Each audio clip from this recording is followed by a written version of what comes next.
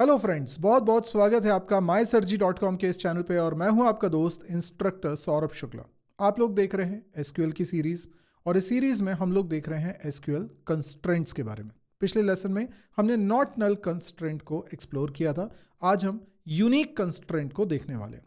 तो चलिए शुरुआत करते हैं। सबसे पहले हम लोग देखते हैं यूनिक कंस्ट्रेंट होता क्या है। यूनिक जैसे कि नाम से समझ में आ रहा है कि जब हम किसी कॉलम के ऊपर यूनिक कंस्ट्रेंट लगा देते हैं तो उसमें वैल्यू यूनिक रहती है। तो ये बहुत ही सिंपल है। अब इसके बारे में थोड़ा और डिटेल में पढ़ लेते हैं, कौन कौन से कंस्ट्रेंट्स हैं जो हमें पढ़ने रहेंगे माइस्क्यूएल के अंदर या एसक्यूएल के अंदर बोल सकते हैं। तो नॉट नल हम पढ़ चुके हैं, यूनिक आज पढ़ रहे हैं, इसके आगे ये सारे और पढ़ने हैं हमको। चलिए सबसे पहले देखें कि हम क्रिएट टेबल कमांड जो हम पढ़ चुके हैं उसमें हमने क्या किया था। क्रिएट टेबल कमांड की मदद से हम टेबल क्रिएट करते थे, और जब भी आप कोई कॉलम बनाते थे उस कॉलम में आप डेटा टाइप के बाद कंस्ट्रेंट का नाम भी स्पेसिफाई कर सकते हो। जो भी कंस्ट्रेंट आपको देना है वो आप स्पेसिफाई कर सकते हो। जैसे कि ये सारे कंस्ट्रेंट है तो कोई सा भी आप दे सकते हो। तो कंस्ट्रेंट आप टेबल क्रिएशन के वक्त अप्लाई कर सकते हो, पर अगर टेबल क्रिएशन के वक्त आपने कंस्ट्रेंट अप्लाई नहीं करा है तो आप उसमें चेंजेस कर सकते हो या अप्लाई कर सकते हो after creation of the table using alter command. तो वो भी हम लोग आज देखेंगे। अब देखिए, जैसे हमने एक एग्जांपल के लिए क्रिएट किया है टेबल एम्प्लॉय, और उसके अंदर EMP ID को यूनिक कंस्ट्रेंट दिया हुआ है। और यहाँ पर आप देख सकते हैं बाकी और भी हम कॉलम्स दे रहे हैं, उनके टाइप्स दे रहे हैं। तो ऐसा नहीं है कि सभी पे आपको कुछ ना कुछ कंस्ट्रेंट लगाना है, ऐसा कोई ज़रूरी नहीं है। चलिए इसका थोड़ा सा प्रैक्टिकल एग्जांपल देख लेते हैं। प्रैक्टिकल देखने के लिए हम लोगों को चलना पड़ेगा हमारे टर्मिनल पे, जहाँ पे हम MySQL में करने वाले हैं लॉगिन। लॉगिन करने के लिए हमको लिखना पड़ेगा MySQL -u root -p। तो MySQL में हम लॉगिन करने वाले हैं। यहाँ पासवर्ड मांग रहा है, हमें पासवर्ड एंटर करना है, जो भी पासवर्ड आपने सेट किया था। ये मैंने पासवर्ड एंटर कर दिया है और मैं लॉगिन कर चुका हूँ। अब यहाँ पर सबसे पहले तो मुझे देखना है स्टेटस, और मैं अभी कोई भी डेटाबेस सेलेक्ट नहीं किया है। तो डेटाबेस मुझे सेलेक्ट करना है, तो पहले मैं देख लेता हूँ कौन कौन से डेटाबेसेस मेरे पास हैं शो डेटाबेसेस कमांड की मदद से, और सेमीकोलन भी लगाना है। DB1 नाम का एक डेटाबेस है, तो इसको सेलेक्ट करने के लिए हम लिखते हैं यूज़ DB1। ये कमांड्स सारी मैं बता चुका हूँ। ये सारी कमांड्स अगर आपको नहीं आती हैं, आप बीच में से ये सीरीज़ देख रहे हैं, तो मैं आपको बता दूं कि इसके पहले के जो वीडियोस हैं उनको भी आप देख लीजिए। कंप्लीट प्लेलिस्ट का लिंक आपको इसी वीडियो के डिस्क्रिप्शन में मिल जाएगा। इनफैक्ट जो नोट्स में लिख रहा हूँ वो भी अगर आपको चाहिए हैं तो आप डाउनलोड कर सकते हैं फ्री ऑफ कॉस्ट। उसके लिए भी आपको एनरोलमेंट करना रहता है, जो कि फ्री एनरोलमेंट है। डिस्क्रिप्शन में उसका लिंक आपको मिल जाएगा। तो प्रीवियस वीडियोज़ में मैंने जो कुछ बता दिया है उसके बाद ये कॉन्टेंट आपको समझ में आने वाला है, पर ये बहुत सिंपल है, शायद आपको समझ में वैसे भी आ जाएगा। तो DB1 नाम का जो डेटाबेस है उसको मैंने सेलेक्ट कर लिया है, और इसके अंदर कौन कौन से टेबल्स हैं ये मैं जानना चाहता हूँ। तो शो टेबल्स कमांड से हम लोग ये काम कर सकते हैं। एम्प्लॉय नाम की एक टेबल है, अगर मैं जानना चाहता हूँ कि इसका डिस्क्रिप्शन क्या है तो डिस्क्राइब एम्प्लॉय लिख दीजिए, यानी कि टेबल का नाम, आपको पूरा डिस्क्रिप्शन इसमें दिख जाएगा। तो इसमें 4 कॉलम्स हैं, और आप देख सकते हैं कि कोई भी कंस्ट्रेंट हमने इसमें अप्लाई नहीं किया हुआ है फिलहाल। अगर हम चाहें तो टेबल क्रिएट करते वक्त कंस्ट्रेंट अप्लाई कर सकते हैं, और हम चाहें तो बाद में भी कंस्ट्रेंट अप्लाई कर सकते हैं। तो अब जैसे यहाँ पर अभी कोई कंस्ट्रेंट अप्लाइड नहीं है, और मैं इसमें अगर डेटा इंसर्ट करता हूँ, सपोज करिए इंसर्ट इनटू, और टेबल का नाम हमें लिखना है एम्प्लॉय। इंसर्ट कमांड वैसे मैंने अभी बताई नहीं है, वो मैं आगे बताऊंगा। सिर्फ एक यूनिक का मतलब समझाने के लिए मैं कुछ डेटा इंसर्ट करके आपको बता रहा हूँ। तो यहाँ पे मैंने लिखा इंसर्ट इनटू एम्प्लॉय, और उसके बाद फिर मैं कॉलम के नाम लिखूंगा। जैसे मैंने लिखा EMP ID, फिर है नेम, देन एज, और फिर सैलरी, ये है। और इसकी वैल्यूज़ मुझे देनी है। वैल्यूज़ क्या होंगी, तो EMP ID की वैल्यू मैंने 1 दे दी। ठीक है, अभी मुझे पहले देख लेना चाहिए था ना कि इसमें कुछ डेटा पहले से रखा तो नहीं है। ओके, पता नहीं, हो सकता है कि पहले से हो। तो मैं 10 दे देता हूँ इसका, और नेम दे देता हूँ मैं Aditya. Okay, and age is 32, salary is 50,000, और ये सेमीकोलन, एक रो हमने इसमें इंसर्ट कर दी। देख लेते हैं इसके अंदर कुछ डेटा पहले से तो नहीं है। सेलेक्ट स्टार फ्रॉम एम्प्लॉय, आप देख सकते हैं कि इसके अंदर पहले से डेटा रखा हुआ था। देखें आप, इसमें 4 रिकॉर्ड्स रखे हुए हैं, और क्योंकि कोई कंस्ट्रेंट इसमें अप्लाइड नहीं है तो नल वैल्यू भी एक्सेप्ट कर रहा है। तो जिस रिकॉर्ड में हम जिस फील्ड के लिए डेटा प्रोवाइड नहीं कर रहे हैं उस जगह पर बाय डिफ़ॉल्ट नल जा रहा है, क्योंकि टेबल डिस्क्रिप्शन में आप ये चीज़ देख चुके हो कि सभी में नल वैल्यूज़ एक्सेप्टेबल हैं। अगर आप चाहते हो कि नल वैल्यू एक्सेप्टेबल नहीं हो तो आपने जो पिछला कंस्ट्रेंट पढ़ा था नॉट नल, वो आपको अप्लाई करना होगा। पर अब मैं इसमें यूनिक कंस्ट्रेंट अप्लाई करना चाह रहा हूँ। पर यूनिक कंस्ट्रेंट अप्लाई करने से पहले मैं यहाँ पर रिपीटेशन करना चाहता हूँ वैल्यू का। जैसे अभी यहाँ पे 4 रिकॉर्ड्स रखे हुए हैं, मान लीजिए एक और रिकॉर्ड में इंसर्ट करता हूँ। ये मैंने रिकॉर्ड इंसर्ट करना है, तो यहाँ पर लेकिन मैं वैल्यूज़ में थोड़ा सा चेंज कर रहा हूँ। मैं EMP ID तो सेम रखता हूँ, लेकिन यहाँ पर मैं नाम चेंज कर देता हूँ। मैं रख देता हूँ रोमेश, एज चेंज कर देता हूँ 33 और सैलरी चेंज कर देता हूँ 60,000। और देखिए मैंने रिकॉर्ड इंसर्ट कर दिया, रिकॉर्ड इंसर्शन में कोई प्रॉब्लम नहीं गई है। अब ज़रा ये देखा जाए कि रिकॉर्ड जो इंसर्ट हुआ है वो क्या है। तो आप देख सकते हैं कि आखिरी के जो दोनों रिकॉर्ड्स हैं उसमें EMP ID की वैल्यू सेम है। मुझे बताइए क्या EMP ID कॉलम में जितनी वैल्यूज़ रखी हुई हैं ये यूनिक हैं? नहीं। यूनिक का मतलब है ये वैल्यूज़ अलग अलग होनी चाहिए, कोई 2 वैल्यूज़ सेम नहीं होनी चाहिए। पर यहाँ 2 वैल्यूज़ सेम आ चुकी हैं। कई बार ऐसा होता है कि हम ऐसी कंडीशन लगाना चाहते हैं। हम चाहते हैं कि EMP ID कभी रिपीट ना हो, 2 रिकॉर्ड्स में EMP ID सेम नहीं होना चाहिए। ऐसा कई और कॉलम्स पे भी हम एक ही टेबल के अंदर चाह सकते हैं। तो ऐसे केस में हम यूनिक कंस्ट्रेंट अप्लाई करते हैं। अब चूंकि यूनिक कंस्ट्रेंट टेबल क्रिएट करते वक्त आपको अप्लाई करना होता है, तो आप इस तरीके से अप्लाई कर सकते थे। जब आपने टेबल क्रिएट किया तो EMP ID आपने डेटा टाइप लिखा और उसके बाद यूनिक लिखा, तो ये कंस्ट्रेंट यहाँ अप्लाई हो गया। दूसरा तरीका ये हो सकता था कि जब आप टेबल बना रहे हैं, क्रिएट कर रहे हैं टेबल को, ठीक है, तो ये कॉलम के नाम और टाइप लिखे, उस समय तो आपने कोई कंस्ट्रेंट नहीं बताया। लास्ट में जैसे सारे कॉलम के नाम आपने लिख लिए, उसके बाद लास्ट में आपने लिखा यूनिक और जिस कॉलम पे आपको अप्लाई करना है जैसे EMP ID वो आपने यहाँ लिख दिया। अब क्योंकि ये लास्ट लाइन है इसलिए यहाँ कॉमा नहीं लगा है। और इस तरीके से भी आप किसी कॉलम पे यूनिक कंस्ट्रेंट लगा सकते हैं। इनफैक्ट एक से ज़्यादा कॉलम पे भी आप यूनिक कंस्ट्रेंट लगा सकते हैं। तो ये भी एक तरीका हो सकता है, लेकिन ये दोनों तरीके जो हैं ये तब एप्लीकेबल है जब आप टेबल क्रिएट कर रहे हैं। अच्छा, टेबल क्रिएट करते वक्त आप कंस्ट्रेंट को कुछ नाम भी दे सकते हैं। जैसे मैं यहाँ पर टेबल क्रिएट कर रहा हूँ और यहाँ पे कॉलम का नाम टाइप इस तरीके से दे रहा हूँ। यहाँ भले ही मैंने कोई कंस्ट्रेंट नहीं मेंशन किया है, पर देखिए लास्ट लाइन के रूप में मैंने कंस्ट्रेंट अप्लाई कर रहा हूँ, यूनिक कंस्ट्रेंट अप्लाई कर रहा हूँ, पर मेरे इस कंस्ट्रेंट को मैं कुछ नाम देना चाहता हूँ। तो मैंने नाम दे दिया, कंस्ट्रेंट कीवर्ड दिया, और कंस्ट्रेंट का जो भी नाम देना है आपको, C1 दे दो, C2 दे दो, जो भी नाम आपको देना है वो आपने नाम दे दिया।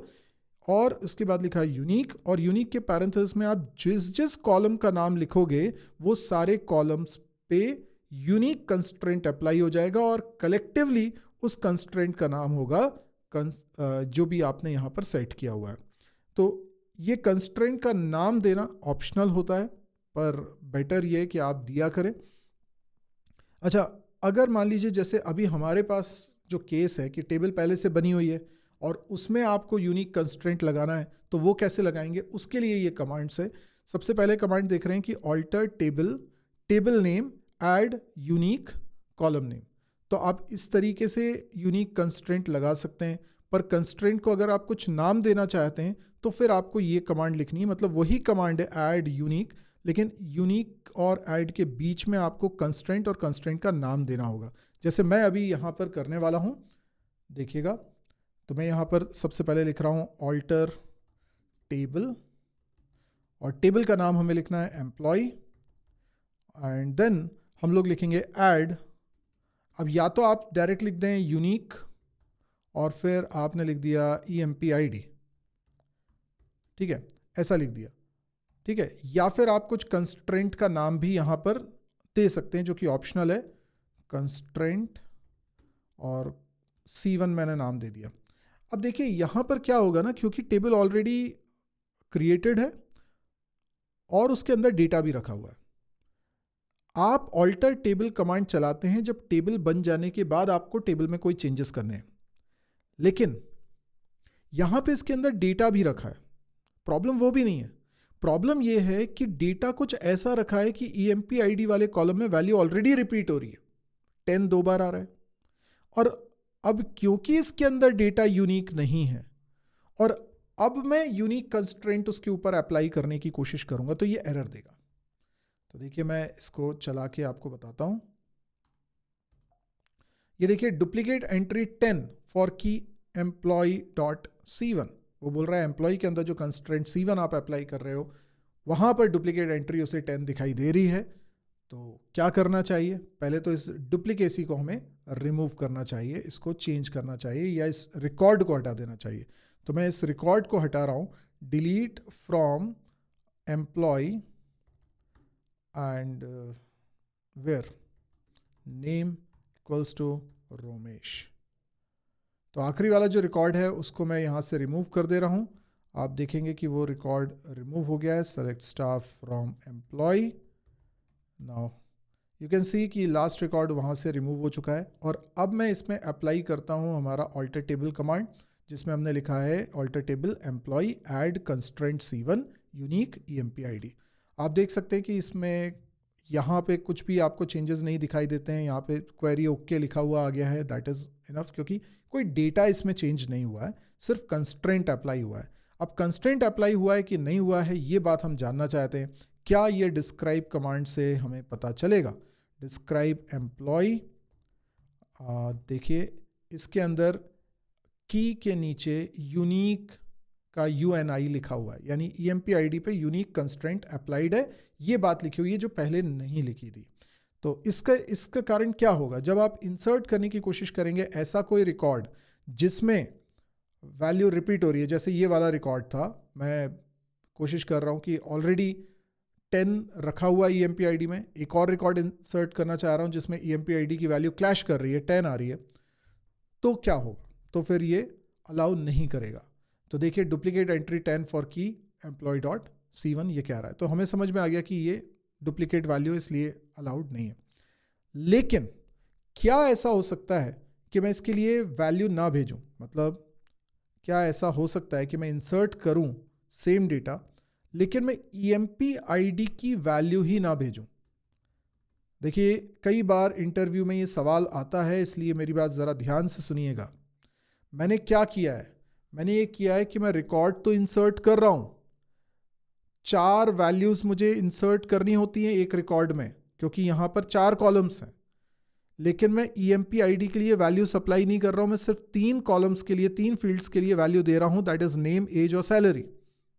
अब आप जानते हैं कि जब भी रिकॉर्ड इंसर्ट किया जाता है और जिस फील्ड के लिए वैल्यू नहीं भेजी जाती है उसकी या तो डिफॉल्ट वैल्यू जाती है या फिर नल जाता है।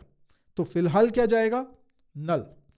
रिकॉर्ड इंसर्ट हो गया है, कोई एरर नहीं आई है, हमने यूनिक कंस्ट्रेंट लगाया हुआ है, तो 2 वैल्यू सेम नहीं हो सकती लेकिन 2 वैल्यू नल हो सकती।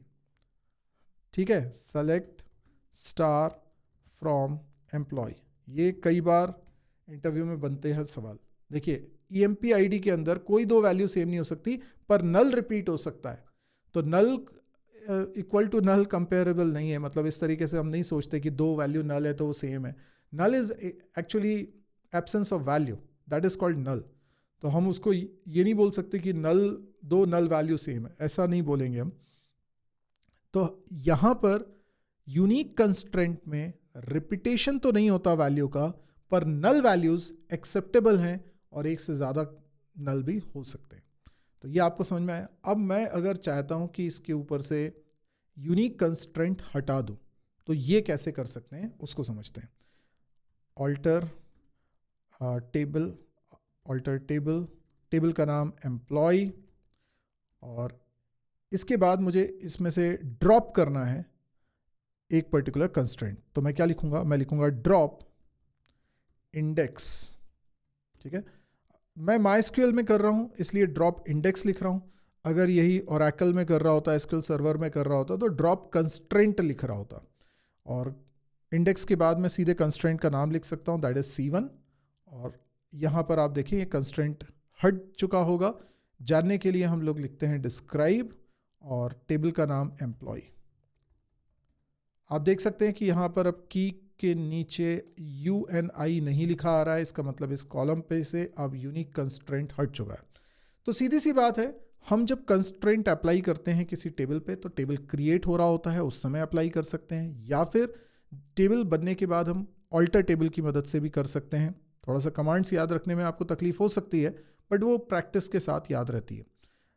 कमांड ऑल्टर टेबल की मदद से आप कंस्ट्रेंट अप्लाई तो कर सकते हैं, लेकिन शर्त यह है कि कंस्ट्रेंट अप्लाई होने के बाद जो रूल्स होते हैं वो कंस्ट्रेंट अप्लाई करने के पहले भी टेबल का डेटा सेटिस्फाई कर रहा हो, तभी वो कंस्ट्रेंट वहाँ हम बना सकते हैं। जैसे अभी हम लोगों ने यहाँ पे प्रैक्टिकल करके देखा था कि EMP ID में दो बार 10 रखा हुआ था, तो वहाँ पे वैल्यू ऑलरेडी रिपीट हो रही थी, तो यूनिक कंस्ट्रेंट तब तक नहीं लगा सकते जब तक उसके अंदर यूनिक वैल्यूज़ नहीं है। तो I hope this is clear. तो ये कंस्ट्रेंट हमारा यहीं पर ख़त्म होता है, और अगर आपको वीडियोस पसंद आ रहे हैं तो आप लाइक शेयर सब्सक्राइब तो करिए। कमेंट देकर भी बताइए कि आपको अच्छे लग रहे हैं, वीडियो समझ में आ रहे हैं, इन डेप्थ हम डिस्कशन कर रहे हैं, इंटरव्यू के बारे में भी बात कर रहे हैं, और नोट्स भी आप डाउनलोड कर पा रहे हैं। सब कुछ लिंक डिस्क्रिप्शन सेक्शन में दिया हुआ है, प्लेलिस्ट का भी और एनरोलमेंट का भी। तो इस कोर्स में फ्री रजिस्टर करके आप नोट्स डाउनलोड कर सकते हैं। जो भी है अपना सुझाव, जो भी आपको कहना है, प्लीज़ कमेंट सेक्शन में आप लिखिए, मुझे आपके कमेंट्स का इंतजार रहेगा। नेक्स्ट वीडियो में फिर मिलते हैं, आज के लिए इतना ही। Thank you, good bye.